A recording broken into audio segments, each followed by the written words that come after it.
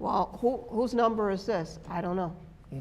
And I think it's even more prevalent now with things like Facebook and MySpace and that kids may have another life that parents are unaware of.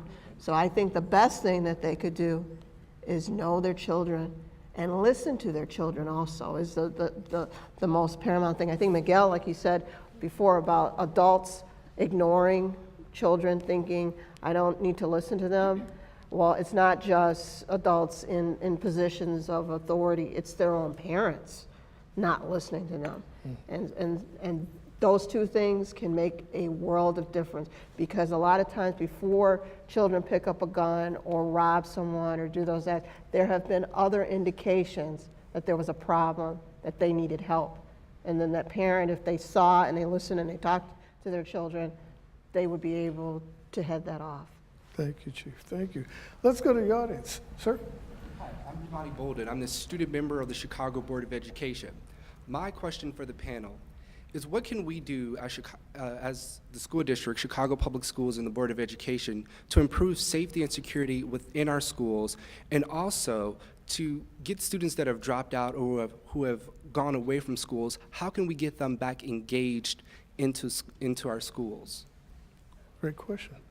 I think with your, I'm gonna answer your last question first. You said, how do we get the student dropouts to come back? I think a lot of the times we have to understand that people do stuff based on their own decisions. I think you can't make nobody do nothing. If a child don't want to go to school, then they don't want to be there. So when they're there, they're gonna mess up the kids that do want to be there.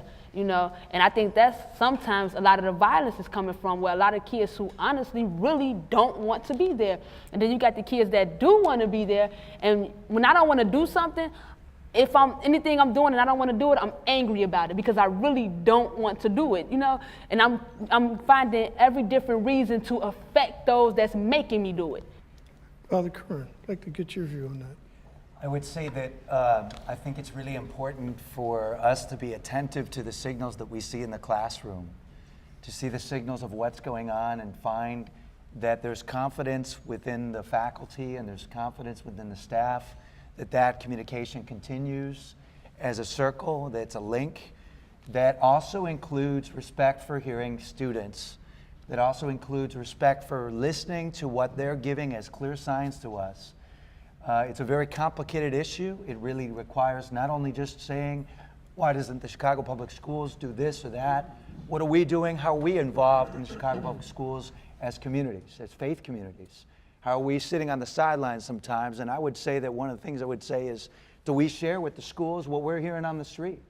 I don't think our ministers are stepping up to see that we know something's going on and we're not picking up the phone to go and visit the school and share what we know. And I think these are problems that we have to deal with in order to provide a healthy environment for our students and our youth. Thank you. Greetings. My name is Brother Kublai Khan Mohammed Torre. I run a program here in Chicago called the Mary I Can, Illinois, founded by Mr. Jim Brown, he's our national founder, famed football player and a community activist and humanitarian. We have a very serious, complex problem. Now, speaking as a black man who's been out here 40 years doing this work, what I see, and I keep coming to forums like this, more of a bandage approach, because you all really don't want to deal with the reality. You all playing games with your kids' life, and that I don't appreciate. In 1991, my stepson got killed down in Dearborn home between the disciples, the gangster disciples, and Mickey Cobras. At that time, I was chairman of the Concerned Black Firefighters. I initiated gang truce in '91. Prior to that, I have always been out here in the street talking to different brothers from different nations to stop this foolishness. But it don't mean that when you don't have nothing to offer. The only thing I can give them is advice. But what really hurt me the most, a lot of them guys you try to help, they'll look at you and tell you, well, brother, you trying to help us, but ain't nobody trying to help you. Where's the resource? Because ain't nobody gonna reach out and help us. And you, since you in this system, how come the system don't help out and reach you? And that's the problem. You got a lot of people out here like myself that have been doing this work, don't have the resource. And then when the resource do come down, we don't never see it. Let's get a response from our panel. From several.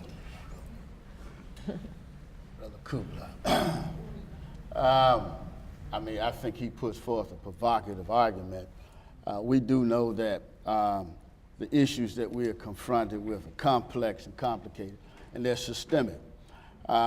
Certainly, I'm involved in my community as well, and so I see the struggle, and I recognize too that the resources are minimal to work with. But I think through some collaboration efforts, you scrape up what you can scrape up and get done what you can get done.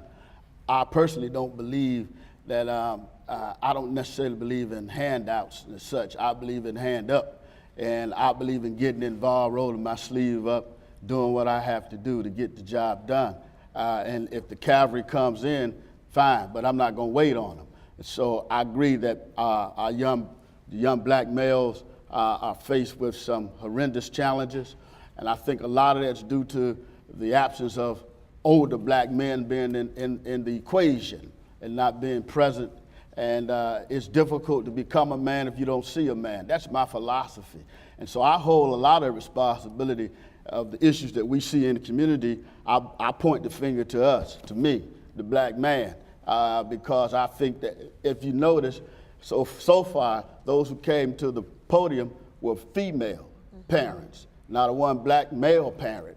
Yet, I don't know if one's out there, but that's my point. Nothing against black women or there are strong black women, strong black moms, but men make a difference.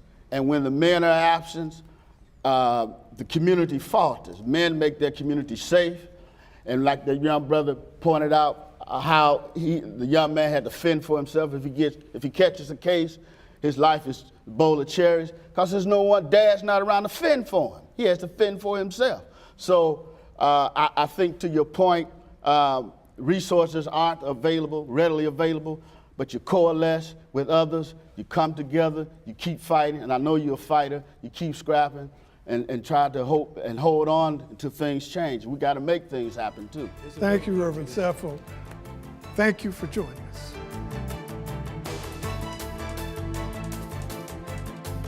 It hurt me when I look on TV and see the 38 Chicago public school student that got killed. It's like every time you get killed, the number go up.